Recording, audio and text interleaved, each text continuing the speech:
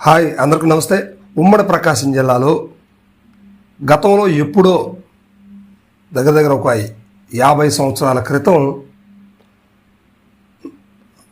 కందుకూరు నియోజకవర్గం నుంచి మానుగుంట మహేందర్ రెడ్డి గారి నాన్నగారు అసెంబ్లీ స్పీకర్గా పనిచేసినట్టు దాఖలాలు అయితే ఉన్నాయి. ఇక ఆ తర్వాత ప్రకాశం జిల్లాలో స్పీకర్గా చేసినటువంటి వ్యక్తులు ఎవరు లేరు. సో ఇప్పుడు ఈ 2024 ఎన్నికల్లో విజయం సాధించిన అభ్యర్థుల్లో కొండేపి నియోజకవర్గం నుంచి ఏకదాటిగా 2014 నుండి టీడీపీలో నుండి, 2019లో టీడీపీ నుండి, 2024లో టీడీపీ నుండి 3 సార్లు కూడా ఒకే పార్టీ నుండి ఏకదాటిగా పోటీ చేసి గెలుస్తూ వచ్చినటువంటి వ్యక్తి డాక్టర్ డోలా శ్రీ బాలవీరాంజనేయ స్వామి గారు. ఈయన వృత్తిరీత్యా డాక్టర్ గారు.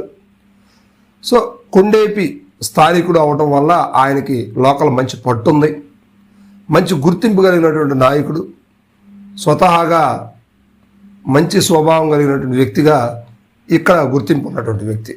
సో బాలవీరాంజనేయ స్వామి గారు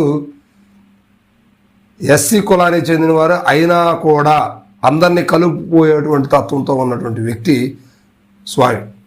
అయితే ఈయన నియోజకవర్గంలో ఈయనకున్నటువంటి పట్టు అంతా ఇంత అని కాదు. ఎందుకంటే 3 సార్లు ఏకదాటిగా గెలవడం అంటే సామాన్యమైనటువంటి పరిస్థితి అయితే కాదు. ఆయన సామాన్యమైన వ్యక్తి కూడా కాదు, ఒక సమూహ శక్తి అని చెప్పుకోవచ్చు. ఎందుకంటే అక్కడ ఉన్నత వర్గాల నుంచి కావచ్చు, అదర్ క్యాస్ట్ అన్నీ కూడా ఆయన్ని ఇష్టపడేటువంటి పరిస్థితుల్లో కొండేపి నియోజకవర్గం ఉంది.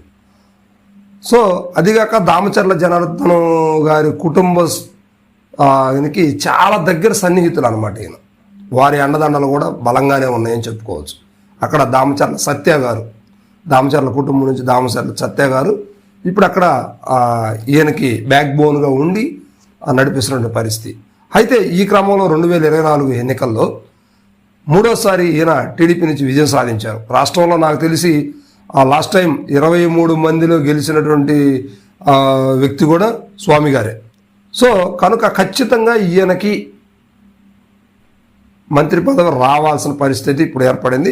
అదేవిధంగా ఒంగోలు హెడ్ క్వార్టర్ నుంచి కూడా దామచర్ల జనార్దన్ గారు ఇప్పుడు పోటీలో ఉన్నారు. సో దీనివల్ల ఏమవుతుందంటే వీళ్ళిద్దరు కొంచెం కాంపిటీషన్ పడే పరిస్థితి ఉంది. అయితే ఈయనకి ఎస్సీ కోటాలో ఖచ్చితంగా ఇవ్వాల్సిన అవసరం ఉంది. అదేవిధంగా 3 సార్లు ఎమ్మెల్యేగా గెలిచినటువంటి వ్యక్తి కనుక ఖచ్చితంగా ఈయనకి ఇప్పుడు మంత్రి పదవి అయితే రిక్వైర్మెంట్ అయితే ఉంది. సో అందుకని ఏం చేశారంటే అధిష్టానం కసరత్తుల తర్వాత బాగా పరిశీలించి డాక్టర్ స్వామి గారిని అసెంబ్లీ స్పీకర్గా నిర్ణయించే యోచనలో పార్టీ అధిష్టానం బాగా దీని మీద చర్చ చేస్తూ ఉన్నారన్నమాట. సో ఇదైతే మ్యాక్సిమం అయిపోయిందనే చెప్తున్నారు. రేపు 12వ తారీఖు ప్రమాణ స్వీకారం తర్వాత మంత్రి పదవులను ఇవ్వటంతో పాటు ఇవన్నీ స్పీకర్గా అనౌన్స్ చేసే అవకాశం అయితే బలంగా కనిపిస్తూ ఉంది. ఎందుకంటే ఎస్సీ సామాజిక వర్గంలో 3 సార్లు టీడీపీ నుంచి గెలిచినటువంటి వ్యక్తి అయితే నాకు తెలిసి ఎవరు లేరు. ఇప్పుడు రాష్ట్రంలో ఈయన ప్రప్రథముడుగా ఉన్నటువంటి పరిస్థితి.